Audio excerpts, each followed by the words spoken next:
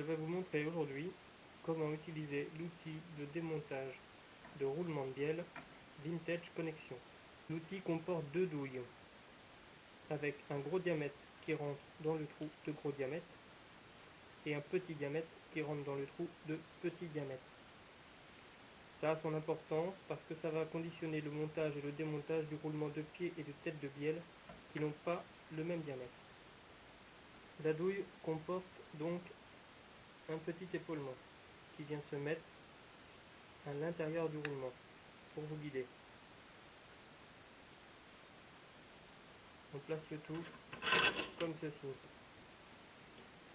Vient ensuite la douille, la rondelle et l'écrou. Il suffit de venir avec deux clés, de prendre ici et tourner. Vous voyez cette douille là qui avance, qui chasse le roulement, et le roulement va se retrouver dans la douille de réception.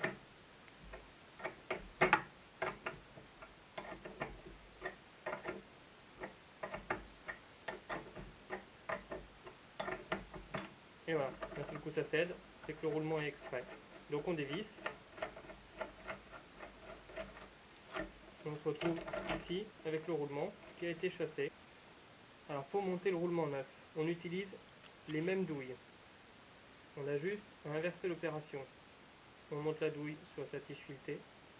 On enfile le roulement qui est bien guidé par l'épaulement. On le met ici. Alors on peut éventuellement lubrifier avec un petit peu de WD-40. Bon, là c'est une vieille bielle, donc je ne cherche pas un montage parfait, mais idéalement un petit peu de lubrifiant. Vous voyez déjà, rien qu'en serrant à la main, on commence déjà à voir le roulement qui rentre. Donc là on a la douille, ici le roulement. Donc opération inverse, un petit coup de clé, le roulement ici progresse bien, il avance bien. Et puis quand le roulement ici est affleurant, on peut s'arrêter, éventuellement reculer, vérifier. Bon, on a encore un petit peu de place ici, donc on peut en remettre un petit coup, sachant que les roulements ne font pas exactement la largeur des bielles. De toute façon, si vous vous trompez, c'est pas bien grave, il suffit de monter les douilles à l'envers et puis vous pouvez régler dans l'autre sens. Voilà.